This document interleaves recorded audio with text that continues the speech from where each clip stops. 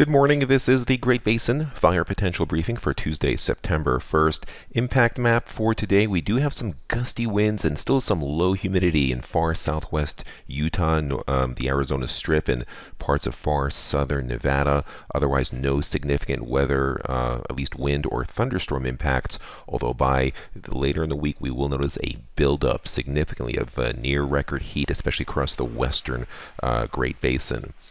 Looking at our smoke forecast for this morning, near surface smoke, you can see across the Great Basin, most of it pushed down into our southern areas with that front. We're clearing out pretty nicely, except for some inversions in the valleys. And by this afternoon, pretty much most of the Great Basin, except for parts of northeastern Nevada, maybe southeast Utah, most of us will be smoke-free. Most of it confined to our neighbors in California. Even better on the upper levels, that strong northerly flow driving that smoke down towards the Arizona border into far Nevada this morning. There could be some smoke issues in far southern areas, but again, that improves by this afternoon with that northerly flow. Did have some lightning in our eastern areas yesterday, just a handful of strikes. There was some precipitation with it, most of it wet, very cool and wet, with about 1/10 to 2/10 of an inch of wetting rains and even some snowflakes on the peaks in western Wyoming and parts of eastern Idaho. Initial attack was pretty light yesterday, and observed precipitation over the past 7 days, most significant, 1/2 inch or more in the green over the higher terrain of central Idaho, and a little bit isolated in southeast Utah, otherwise just scattered light amounts. ERCs, you can see how much they've moistened up in our northern and northeastern areas, still on their way down, not fully measuring in the rain it fell after about 1 p.m. Mountain Time yesterday. Still, though, our banana belt across northern to central Utah into parts of eastern Nevada, those are our driest areas. You can see the finer 10-hour fuels have taken a hit a little bit. The 3 to 4% area has shrunk down into the southern half or third of Nevada. Otherwise, they've moistened up quite a bit, but as you'll see, that will be changing.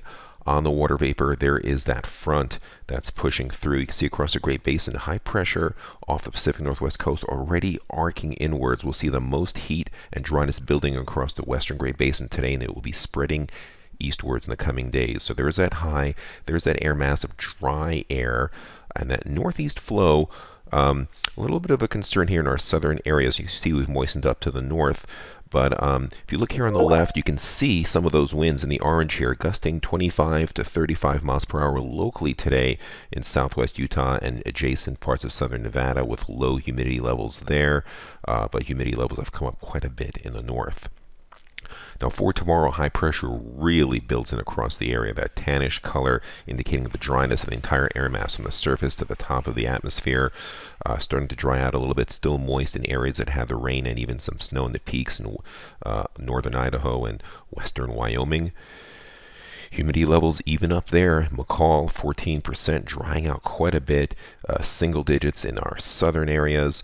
Winds overall light, except some gusty winds coming in across parts of Idaho, but luckily their fuels have moistened up quite a bit, and there's a high pressure dominating with near record heat under this arc of high pressure. Our fuels definitely drying out.